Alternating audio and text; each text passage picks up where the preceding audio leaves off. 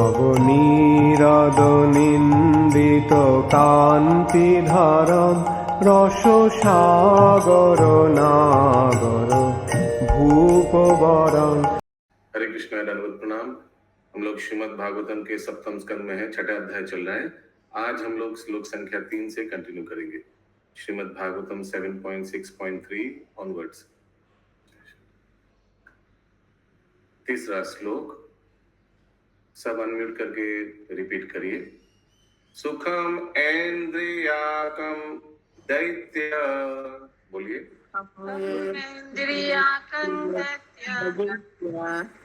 योगेन देहिनाम सर्वत्र लभ्यते दैवाद यथा दुःखम अयत्नत।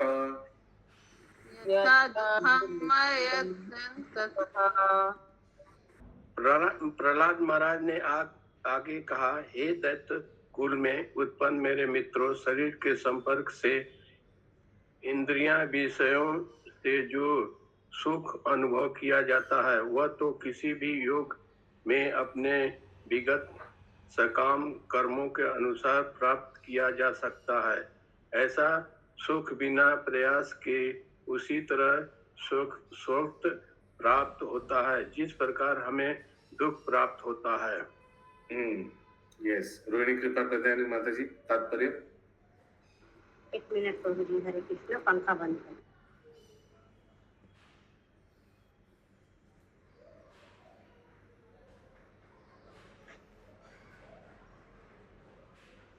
अनुवाद पढ़े प्रभु जी।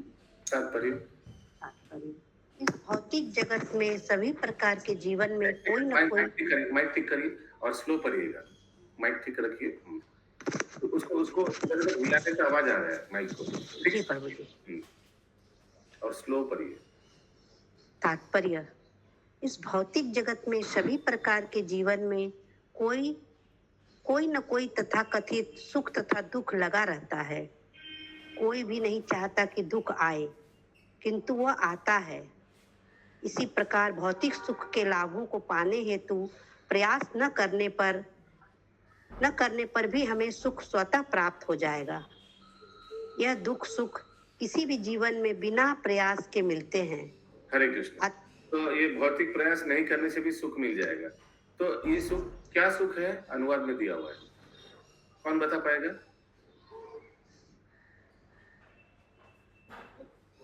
इस जन्म में भौतिक प्रयास नहीं करने से भी सुख मिल जाएगा। तो ये सुख क्या चीज का सुख है सत्यभामा माता जी? तो भी भौतिक ही सुख ही मिलेगा। गलत आंसर। अनुवाद में दिया हुआ है कि अभी अगर इस जन्म में सुख मिल गया है तो बिना प्रयास के सुख मिल गया, तो क्या समझने का है? हाँ अंजना माता जी।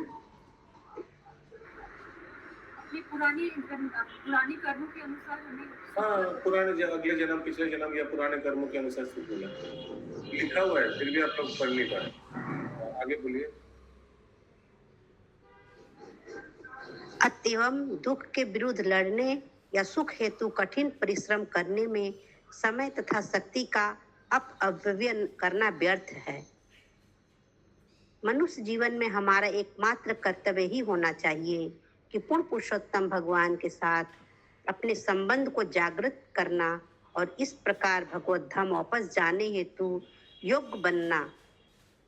हमारे द्वारा भौतिक शरीर स्वीकार करते ही सुख तथा दुख आते रहते हैं, चाहे वह शरीर किसी भी रूप में हो। हम किसी भी दशा में ऐसे सुख दुख से बच नहीं सकते।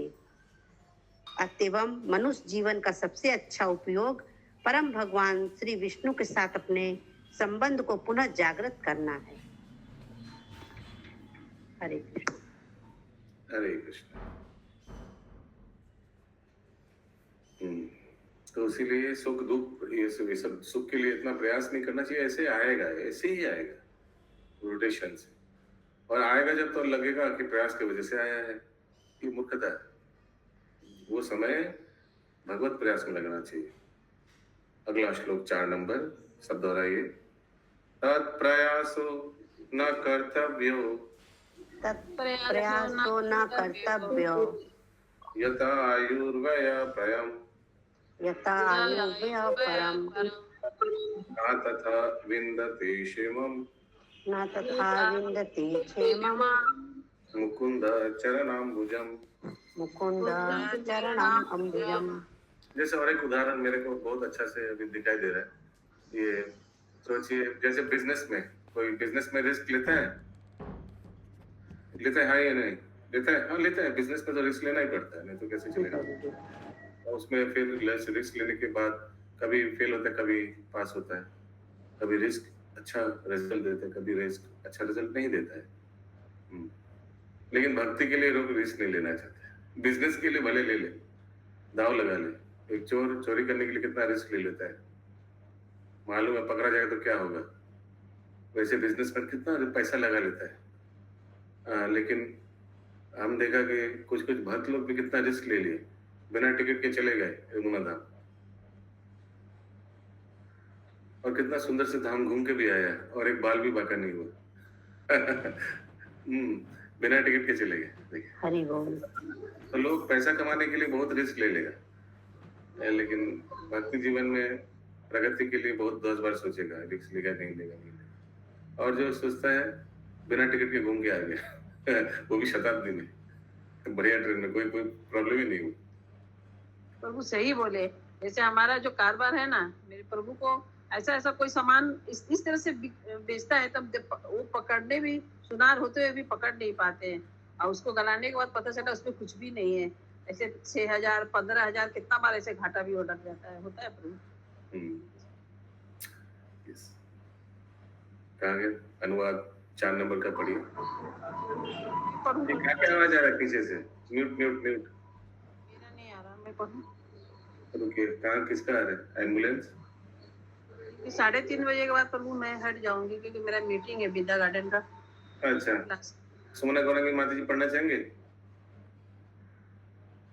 नहीं, किचन सेवा में। ओके, क्या बोल रहे हैं प्रभु जी? क्या आप सेवा कर रहे हैं, पढ़ पाएंगे? नहीं प्रभु, सेवा कर रहे हैं। यस, विनीता माता जी पढ़िए।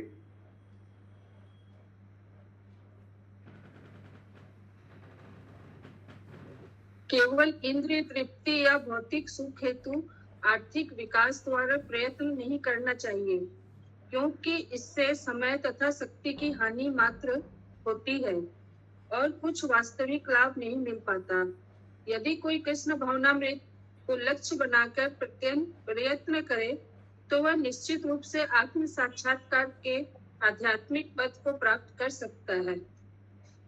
आर्थिक विकास में अपने आप को संलग्न रखने से कोई ऐसा लाभ प्राप्त नहीं होता।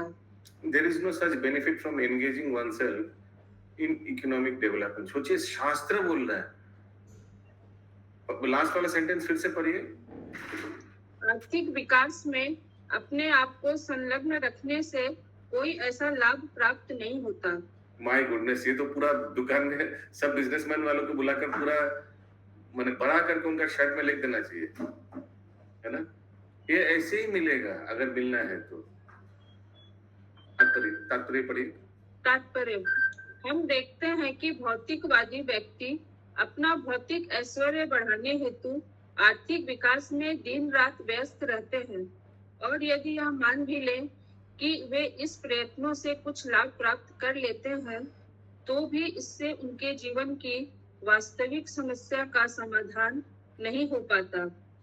न ही वे यह जानते हैं कि जीवन की वास्तविक समस्या क्या है। यह आध्यात्मिक शिक्षा की कमी के कारण है।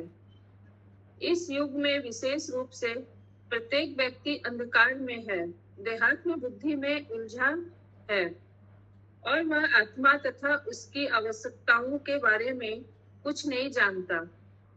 समाज के पतित नायकों द्वारा भ्रमित होकर मनुष्य शरीर को ही सब कुछ मान लेता है, और वे शरीर को भौतिक रूप से विश्रामदायक बनाए रखने का प्रयास करते रहते हैं।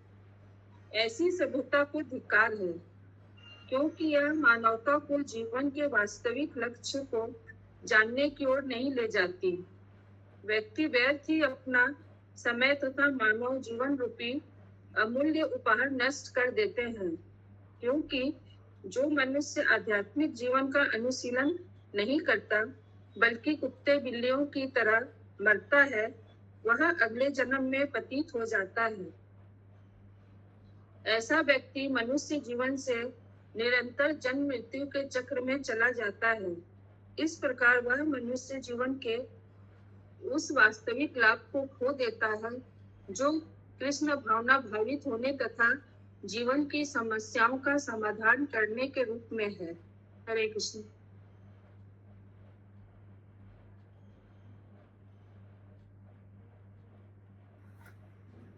किसी का कोई प्रश्न है?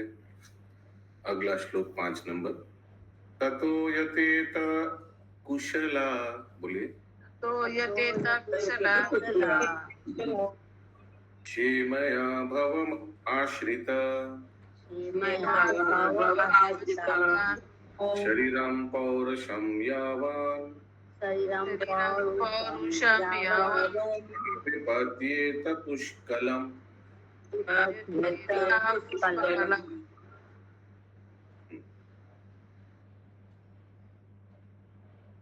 अनम्यूट कौन करेगा? अतएव इस भौतिक संसार भवम आश्रित में रहते हुए भले तथा बुरे में भेद करने से सक्षम व्यक्ति को चाहिए कि जब तक शरीर हिष्ट पुष्ट रहे और जर्जर हो जाने से चिंताग्रस्त न हो, तब तक वह जीवन के परम लक्ष्य को प्राप्त करने का प्रयास करे। ठीक है, तात्पर्य बोलिए। तात्पर्य जैसा कि भक्त प्रहलाद महाराज ने इस अध्याय के प्रारंभ में कहा है, कौमार्य अचरेत प्राज्ञ। प्राज्ञ शब्द उस व्यक्ति को बताता है जो अनुभवी है तथा भले बुरे की पहचान कर सकता है। ऐसे व्यक्ति को अपनी आर्थिक उन्नति हेतु कुत्ते बिल्ली की तरह कार्य करते हुए इस अमूल्य मानव जीवन तथा अपनी शक्ति का अपव्यय नहीं करना चाहिए।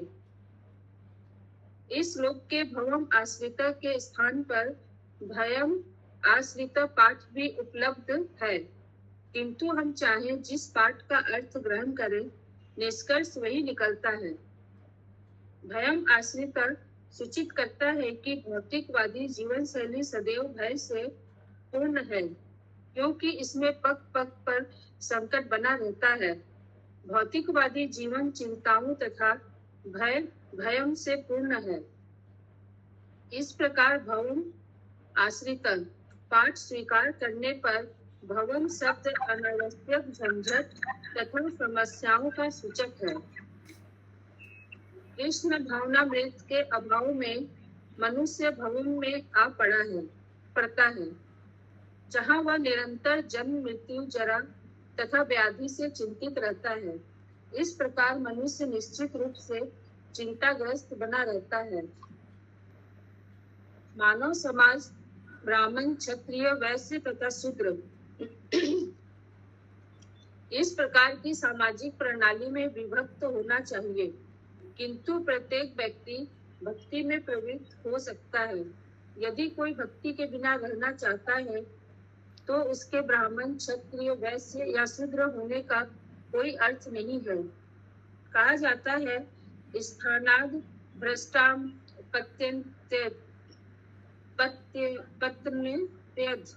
इतना इजी पता नहीं। हाँ। कोई चाहे उच्च वर्ग का हो या निम्न वर्ग का, कृष्ण भावनामृत के अभाव में उसका पतन होना निश्चित है। अतएव विज्ञ पुरुष अपने पद से च्युत होने के प्रति सदैव भयभीत रहता है। यह नियामक विधान है। मनुष्य को अपने उच्च पद से नीचे नहीं गिरना चाहिए। जीवन का सर्वोच्च लक्ष्य तभी तक प्राप्त किया जा सकता है जब तक शरीर हिष्ट पुष्ट रहता है। अतएव हमें इस प्रकार रहना चाहिए कि हम मन तथा बुद्धि से स्वस्थ एवं पुष्ट रहें, जिससे हम वास्तविक जीवन लक्ष्य एवं समस्याओं से पूर्ण हुए जीवन के बीच अंतर कर सके।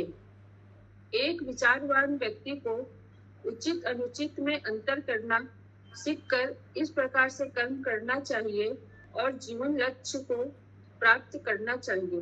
हरे कृष्ण। तो कार्य करने के आगे पूछना चाहिए, क्या इस कार्य से मेरा जीवन लक्ष्य प्राप्त हो पाएगा, सोचकर फिर आगे बढ़ना चाहिए और अपने शरीर का हिष्ट पुष्ट रखना चाहिए। क्यों? जीवन के लक्ष्य के पहुंचने के लिए।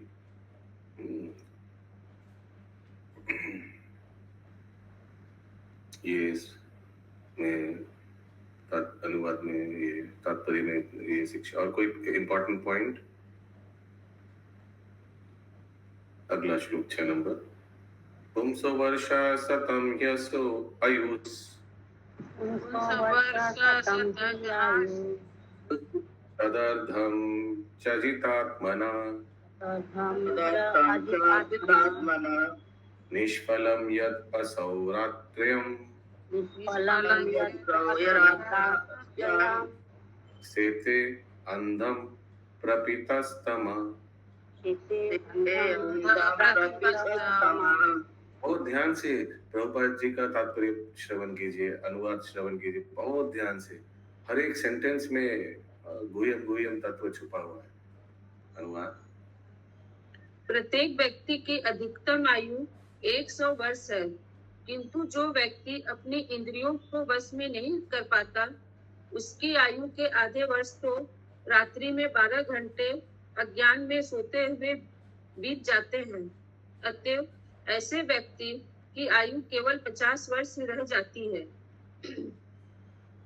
तात्पर्य: चाहे ब्रह्मा जी हो या एक मनुष्य अथवा एक चींटी, सभी 100 वर्ष तक जीवित रहते हैं, लेकिन उनकी 100 वर्ष की उम्र एक दूसरे से भिन्न होती है। यह संसार एक सापेक्ष संसार है, अतएव इसके काल के सापेक्ष क्षण भिन्न है। इस प्रकार ब्रह्मा जी के 100 वर्ष मनुष्य के 100 वर्ष के समान नहीं होते। भगवत गीता से हमें पता चलता है कि ब्रह्मा जी के एक दिन अर्थात 12 घंटे 43 लाख इंटू 1000 वर्षों के तुल्य है। अतएव काल, व्यक्ति तथा परिस्थितियों के अनुसार वर्ष, शतम या 100 वर्ष सापेक्षतया भिन्न भिन्न होते हैं। जहाँ तक मनुष्य का संबंध है, यहाँ पर माता जी क्या बोले प्रभु? हाथ उठाया है, दिखाई दे रहा है? नहीं प्रभु, उनको नहीं दिखाई दे। हरे कृष्णा। हाँ बोलिए माता जी। प्रभु जी, सापेक्ष मतलब क्या हुआ? सेंटेंस बताइए।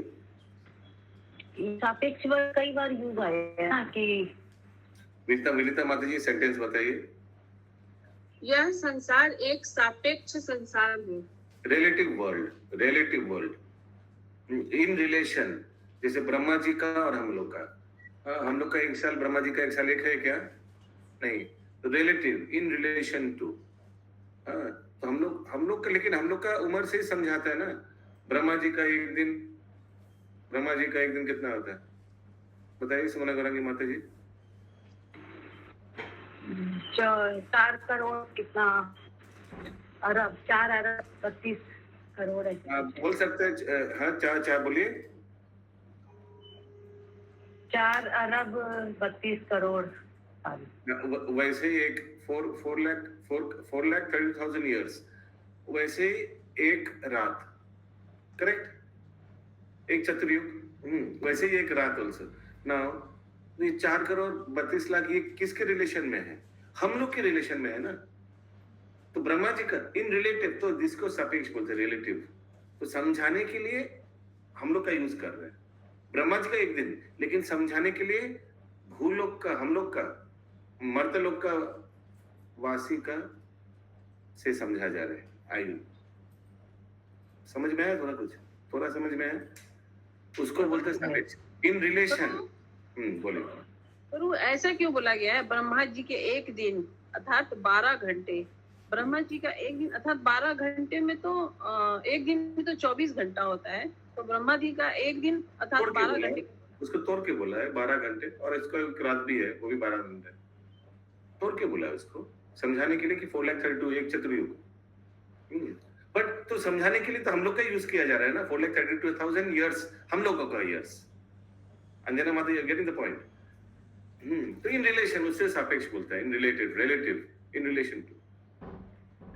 प्रभु जी, जैसे हम लोग भगवान की आंख की तुलना कमल के हाँ, पत्ते से करेक्ट, करते हैं। ये भी एक उदाहरण हो गया। तो रिलेट, आप कुछ भौतिक चीज को लेकर आध्यात्मिक चीज को समझाने का प्रयास करते हैं, करेक्ट, ओके। इन रिलेशन, सापेक्ष। आगे। जहाँ तक मनुष्य का संबंध है, यहाँ पर दी गई गणना सामान्य लोगों हेतु उचित है। यद्यपि मनुष्य की अधिक से अधिक आयु 100 वर्ष की होती है, किंतु निद्रा के कारण वह अपने 50 वर्ष नष्ट कर देता है। खाना, सोना, मैथुन तथा भय, ये 4 शारीरिक आवश्यकताएं हैं। किंतु जो व्यक्ति आध्यात्मिक चेतना में आगे बढ़ना चाहता है, उसे चाहिए कि इन कार्यकलापों को कम करके अपने जीवन का पूरा लाभ उठाए। इससे उसे अपनी आयु का पूर्ण सदुपयोग करने का अवसर प्राप्त हो सकेगा। हरे कृष्ण।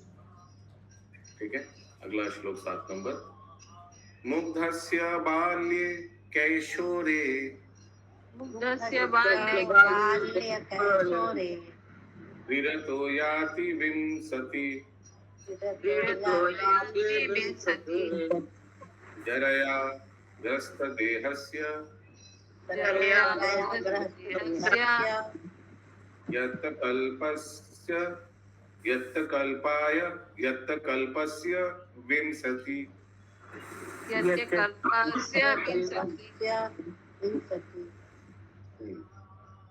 मनुष्य अपने बाल काल की कोमल अवस्था में, सुकोमल अवस्था में जब सभी मोहग्रस्त होते हैं 10 वर्ष बिता देता है। इसी प्रकार किशोर अवस्था में वह अगले 10 वर्ष खेल कूद में लगाकर बिता देता है। इसी प्रकार से वृद्धावस्था में जब मनुष्य अक्षम हो जाता है और वह भौतिक कार्यकलाप भी संपन्न नहीं कर पाता, उसमें उसके 20 वर्ष और व्यर्थ निकल जाते हैं। तो वो श्लोक याद है चाणक्य पंडित का किसको? बाल्यावस्था याद नहीं है? बाल्यावस्था क्रीडासक्ता, तरुणी अवस्था तरुण्यासक्ता, वृद्धावस्था चिंतामग्न, परब्रह्मणि कोपी न सकता। एकदम इसी का अनुवाद कर दिया हुआ ना। बाल्यावस्था क्रीडासक्ता, ये तो बाल्यावस्था के आगे भी बताया जा रहा है कि 10 साल कैसे बीत जाता है। पहला 10 साल तो किसी को पता ही नहीं चलता, छोटा बच्चा। और शंकराचार्य क्या, हाँ प्रभु क्या बोलना चाह रहे हैं शंकराचार्य? ओके, और फिर अगला 10 साल खेलकूद में चला गया। और भजा गोविंदम, हाँ पूरा मत। और बाल्यावस्था क्रीड़ा सकता, तरुणी अवस्था तरुणी आसक्ता, खेलकूद में 10 साल दे दिया इधर 11 से 20 तक। फिर तरुणी अवस्था तरुण आसक्ता, फिर वो टीनेज में दूसरे के पीछे पीछे भागना, उसमें 10 साल चला गया। और वृद्धावस्था चिंता मग्न, लेकिन परम ब्रह्म ने क्या, भगवान के लिए सोचने का किसी को टाइम नहीं, कोई भी ना सकता। तात्पर्य, कृष्ण भावनामृत के बिना मनुष्य 20 वर्ष बाल्यावस्था तथा किशोरावस्था में तथा अन्य 20 वर्ष ऐसी वृद्धावस्था में बिताता है, जब वह कोई भी भौतिक कार्य ठीक से नहीं कर पाता और इस चिंता से घिरा रहता है कि वह अपने लड़कों तथा नातियों हेतु क्या करे और अपनी संपत्ति की किस प्रकार रक्षा करे। इसमें से आधे वर्ष नींद में निकल जाते हैं। यही नहीं, शेष जीवन में से वह रात्रि में नींद में अन्य 20 वर्ष गुजार देता है। इस प्रकार जो मनुष्य जीवन के उद्देश्य को नहीं जानता तथा इस मानव स्वरूप का सदुपयोग करना नहीं जानता है, वह 100 वर्षों में से 70 वर्ष ऐसे ही नष्ट कर देता है। हरे कृष्ण।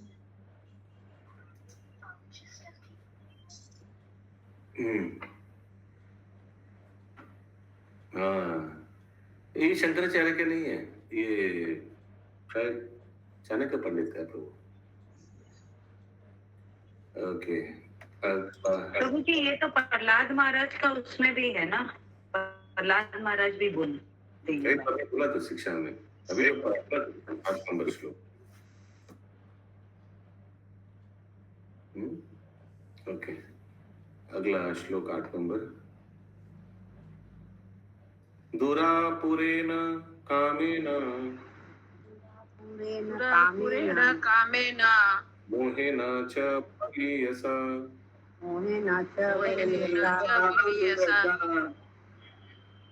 शेषं गृहेषु शक्तस्य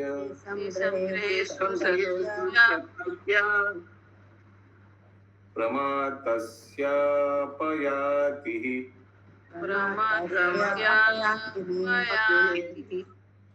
अच्छा, प्रभु लिख रही है 7th वर्स है भाजो गोविंदन। ओके, सॉरी प्रभु, मालूम नहीं था। ओके, यस, अनुवाद माता जी। जिसके मन तथा इंद्रियां वश में नहीं है, वह अतृप्त कामेच्छाओं तथा प्रबल मोह के कारण पारिवारिक जीवन में अधिकाधिक आसक्त होता जाता है। ऐसे विक्षिप्त मनुष्य के जीवन के शेष वर्ष भी व्यर्थ जाते हैं, क्योंकि वह इन वर्षों में भी अपने आप को भक्तिमय सेवा में नहीं लगा पाता। तात्पर्य, यही जीवन के 100 वर्षों का लेखा जोखा है। यद्यपि इस युग में सामान्यतः 100 वर्ष की आयु संभव नहीं है, फिर भी यदि किसी को इतनी आयु मिल ही जाए तो गणना के अनुसार 50 वर्ष सोने में व्यर्थ जाते हैं। 20 वर्ष बचपन तथा किशोरावस्था में और 20 वर्ष अशक्तता जरा व्याधि में निकल जाते हैं। इस प्रकार केवल कुछ ही वर्ष बचे रहते हैं, परंतु ये वर्ष भी गृहस्थ जीवन में अत्यधिक आसक्त रहने के कारण इस चेतना के बिना ही व्यर्थ बीत जाते हैं। अतएव मनुष्य को जीवन के प्रारंभिक काल में पूर्ण ब्रह्मचारी बनने, फिर यदि वह गृहस्थ बनता है तो विधि विधानों का पालन करते हुए इंद्रिय निग्रह में सिद्ध बनने का प्रशिक्षण मिलना चाहिए। गृहस्थ जीवन के पश्चात वानप्रस्थ जीवन स्वीकार करके बन जाना चाहिए और तब संन्यास ले लेना चाहिए। यही जीवन की पूर्णता है। जो व्यक्ति जीवन के प्रारंभ से ही अपनी इंद्रियों को वश में नहीं कर पाते, अतिजिन्द्रिय, उन्हें केवल इंद्रिय तृप्ति से ही शिक्षित किया जाता है, जैसा कि हम पाश्चात्य देशों में देख चुके हैं। इस प्रकार 100 वर्ष की पूरी आयु व्यर्थ और दुरुपयोग में जाती है। मृत्यु के समय जब मनुष्य दूसरे शरीर में देहांतरण करता है तो यह आवश्यक नहीं है कि उसे मनुष्य का ही शरीर मिले। 100 वर्ष के अंत में जो व्यक्ति तपस्या में जीवन में मनुष्य की तरह कर्म नहीं करता रहता, वह कुकुर सुकर या बिल्लियों के शरीर को पुनः धारण करता है। अतएव कामेच्छाओं तथा इंद्र तृप्ति का यह जीवन अत्यंत विपदाग्रस्त होता है। हरे कृष्ण। हरे कृष्णा।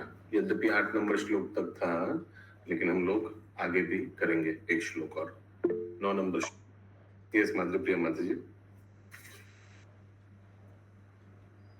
हरे कृष्णा प्रभु जी। तो प्रभु जी फिर यहाँ पे तो मतलब ऐसे तो बोलते हैं भक्ति करो तो मतलब आप मतलब भगवत धाम ही जाएंगे, तो फिर ऐसा यहाँ पे क्यों लिखा है प्रभु जी की मतलब इंद्रिय तृप्ति में लगे रहते हैं? तो भक्ति करते हुए भी प्रभु जी इंद्रिय तृप्ति में लगे रहते हैं तो उनको शुक्र कुकर का जन्म मिलता है।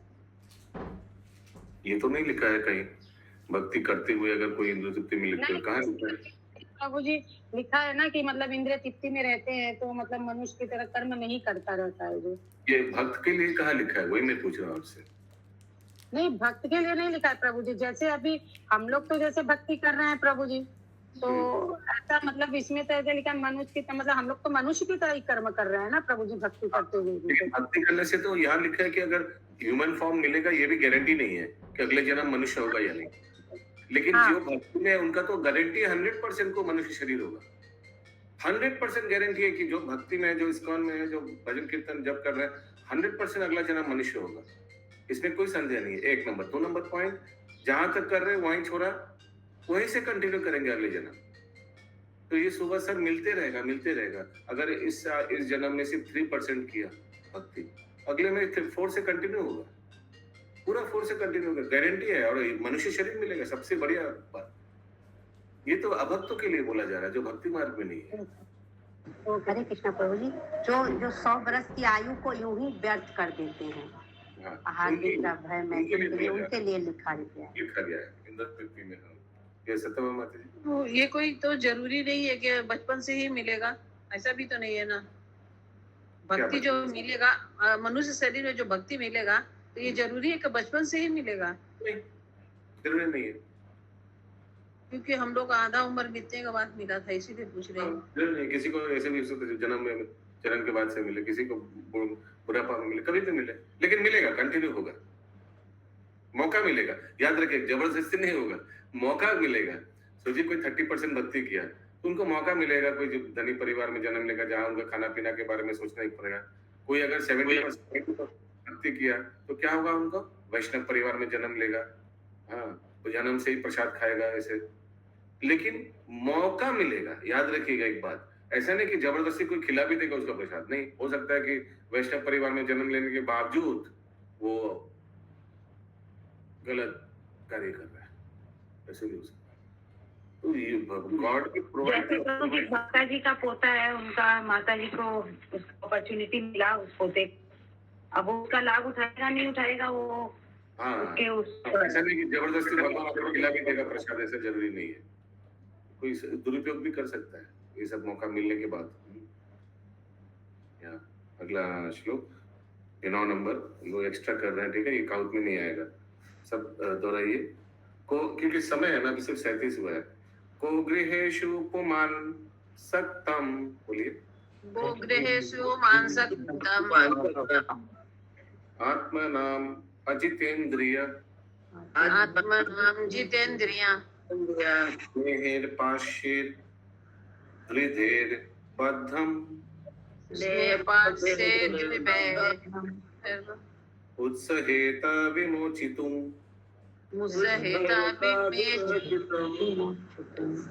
ये सुनीति राधिका माता जी पढ़ना चाहेंगे? पर वो मैं पढ़ूं? अब बैकग्राउंड नॉइज आ रहा था ना आपका, एम्बुलेंस का। मेरा थोड़ी आ रहा था, पता नहीं कहाँ से आ रहा था। अच्छा, पढ़िए अनुवाद पढ़िए। ऐसा कौन मनुष्य होगा जो अपने इंद्रियों को बस में करने में असमर्थ होने के कारण गृहस्थ जीवन से अत्यधिक आसक्त रहकर अपने आप को मुक्त कर सके। आसक्त गृहस्थ अपने पत्नी, बच्चे तथा अन्य संबंधी के स्नेह संबंध से अत्यंत दृढ़ता के साथ बंधा रहता है। मैं समझा नहीं, इतना जल्दी पढ़ना, आपने पहला वाला सेंटेंस समझा नहीं, प्रश्न आपने समझा, समझाइए अपने वर्ड में। ऐसा कौन मनुष्य होगा जो अपनी इंद्रियों को बस में करने असमर्थ होने के कारण गृहस्थ जीवन में अत्यधिक आसक्त रहकर अपने आप को मुक्त कर सके। आसक्त गृहस्थ अपने पत्नी, बच्चे तथा अन्य संबंधी के स्नेह बंधन से अत्यंत दृढ़ता के साथ बंधा रहता है। तो क्या बोलना चाह रहे हैं कि कोई अगर पारिवारिक बहुत आसक्त है पारिवारिक से, और मुक्ति भी कैसे मिलेगा उसको? बहुत माने उल्टा कॉम्बिनेशन है। somebody who is very attached to family, how will he get liberated? तात्पर्य प्रहलाद महाराज का पहला प्रस्ताव था, कौमारम अचेतन प्राज्ञो धर्मानम भागवताना इह। भागवताना क्या क्या पढ़ रहे हैं? कौमार आचरे प्राज्ञो धर्मान भागवतान इह। पर्याप्त रूप से बुद्धिमान मनुष्य को चाहिए कि वह जीवन के प्रारंभ से ही, अर्थात बाल्यकाले से ही अन्य कार्य को छोड़कर सारे अन्य कार्यों को छोड़कर भक्ति कार्य के अभ्यास में अपने शरीर का उपयोग करें। धर्मानम भागवतानम का अर्थ है कि पूर्ण पुरुषोत्तम भगवान के साथ संबंध पुनः जागृत करने का धार्मिक सिद्धांत। इस कार्य के लिए साक्षात कृष्ण उपदेश देते हैं। सर्वधर्मां परित्याज मामेकं शरणं भज। अन्य सारे कर्तव्य को त्याग कर मेरी शरण में आओ। इस भौतिक संसार में रहते हुए हम अनेक वादों के नाम पर अनेक कर्तव्य को गढ़ते रहते हैं, किंतु हमारा वास्तविक कर्तव्य तो अपने आप को जन्म, मृत्यु तथा जरा तथा व्याधि से मुक्त करना है। इसके लिए सर्वप्रथम भाव बंधन और विशेष रूप से गृहस्थ जीवन से मुक्त होना चाहिए। गृहस्थ जीवन वास्तव में भौतिकता से आसक्त व्यक्ति के लिए विधि विधानों के अंतर्गत इंद्रिया तृप्ति का एक प्रकार की अधिकृत छूट है। अन्यथा गृहस्थ जीवन में प्रवेश करने की आवश्यकता नहीं। गृहस्थ जीवन में प्रवेश करने के पूर्व मनुष्य को गुरु के संरक्षण में उनके स्थान या गुरुकुल में ब्रह्मचारी के रूप में प्रशिक्षण प्राप्त करना चाहिए। ब्रह्मचारी गुरुकुले सदन दांतो पुरोहितम। हाँ, सदन लिखा है क्या? वसन पैराग्राफ चालू किया, कोई स्पेस नहीं, एकदम पर्याय है। नया पैराग्राफ चालू है तो थोड़ा स्पेस देता है, फुल स्टॉप कॉमा में थोड़ा स्पेस देते हैं। आपका 3:30 बजे से सेवा है ना? नहीं, वो अभी देखे पॉइंट में 4, अब पूरा 4 बजे अब लिखा हुआ है, चेंज हो गया। वास्ते पड़ी अभी। ब्रह्मचारी गुरुकुले वसन दांतो गुरुहितमा। भागवत 7.12.1। ब्रह्मचारी को प्रारंभ से ही सिखाया जाता है कि गुरु के लाभ के लिए सब कुछ निछावर कर दे। ब्रह्मचारी को उपदेश दिया जाता है कि वह सभी स्त्रियां को माता कहकर घर घर जाकर भिक्षा मांगे और जो कुछ एकत्र हो उसे वह गुरु जो लाकर देते हैं वह इस प्रकार वह अपनी इंद्रियों को बस में करना तथा प्रत्येक वस्तु को गुरु को समर्पित करना सिखाता है। पुण्यता प्रशिक्षित होने पर भी यदि वह चाहता है तो उसे विवाह करने दिया जाता है। इस प्रकार वह सामान्य गृहस्थ वैसे नहीं होता जिसने केवल अपनी इंद्रियों को तृप्त करना सीखा है। प्रशिक्षित गृहस्थ धीरे धीरे गृहस्थ जीवन त्याग कर जंगल में चला जाता है, जिससे वह आध्यात्मिक जीवन में अधिकाधिक प्रबुद्ध हो सके और अंततः संन्यास ले। प्रहलाद महाराज ने अपने पिता को बताया कि समस्त भौतिक चिंताओं से मुक्त होने के लिए मनुष्य को जंगल में जाना चाहिए।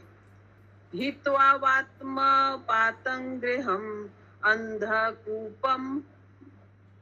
मनुष्य को अपना घर बार छोड़ देना चाहिए, क्योंकि यह भौतिक संसार के घोर अंधकारमय भागों में नीचे जाने के लिए स्थान है।